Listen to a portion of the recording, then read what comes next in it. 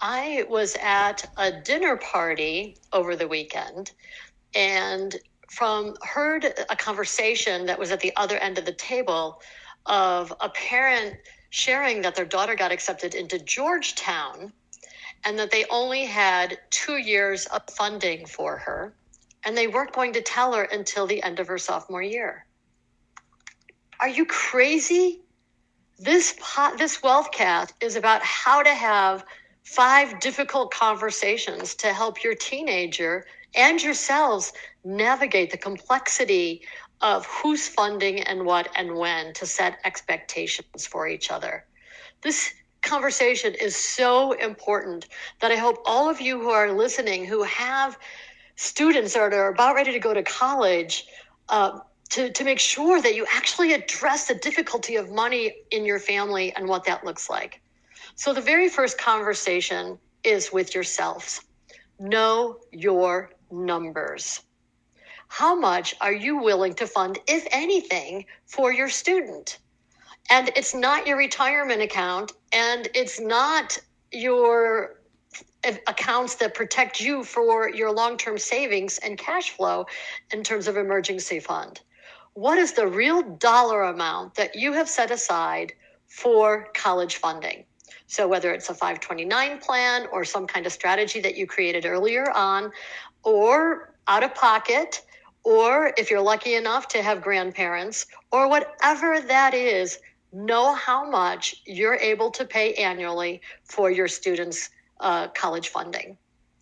And then the second conversation to have is with your spouse, if you have one. Make sure you're on the same page.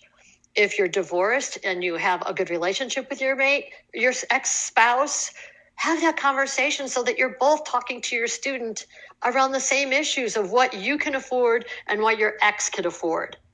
And if you're not in a good relationship to have those conversations, have it clearly with your students so they know on your side what amount are you willing to pay without putting yourself in danger.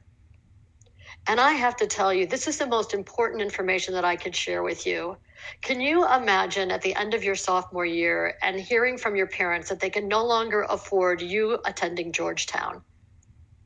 And you join the fraternity or sorority, you have all of your friends, and all of a sudden you have to transfer out, probably return to an in-state public school and finish your education. If you're lucky enough to make sure that you can finish your education, it is the worst thing you can do for your student.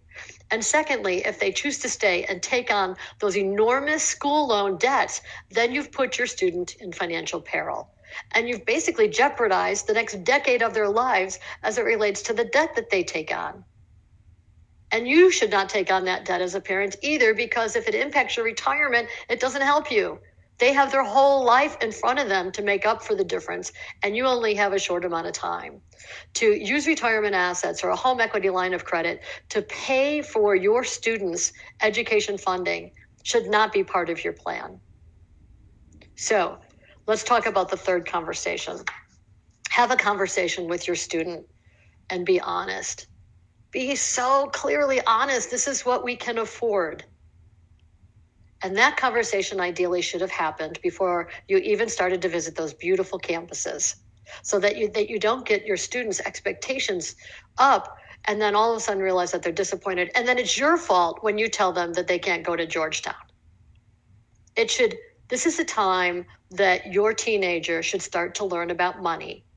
And this should be the time that you have those conversations about money in terms of what's realistic, that if you're lucky enough to help them pay for it, this is the amount that you can pay. And show them and be very clear.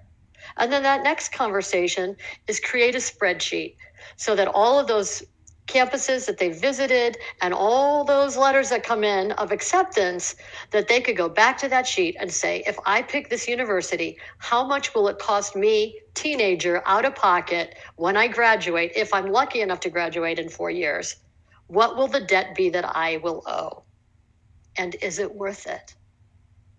Will the job that they can get pay enough to be able to pay that debt?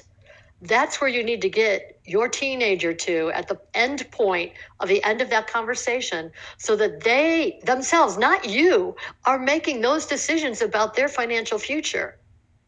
This is not your decision as a parent to make. This is the time that your student needs to step up, understand reality around money, and make their own decisions as it relates to whether a 4-year college education is worth it at a private 4-year institution. Or if they choose to go to a community college for the first couple of years to save money, possibly live at home, and then go to that big university that has the name that they graduate from. I say this from someone that I attended college with no understanding of money and the impact that that made. And I ended up defaulting on my school loans within 6 months after graduating from college or law school. So I say this because it took a world of discipline for me to get out of that situation. And I would hate to see you or your student end up in that same place. So the last conversation is know that the debt, I actually kind of already said it, is know the debt that they'll have upon graduation, and is it worth it? That was number 5. So let me just summarize. Know your numbers, get on the same page with your spouse or your ex, have that conversation with your student about what you can afford realistically, create a spreadsheet of all the different colleges that they want to attend. So when those letters come in, they easily can go back to that spreadsheet and know what their real reality is.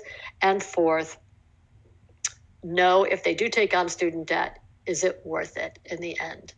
Thank you for your time. This is a difficult conversation, and I hope that you appreciated it. I hope it makes a difference in many families' lives. And if this is helpful, please like it, share it, send it with others.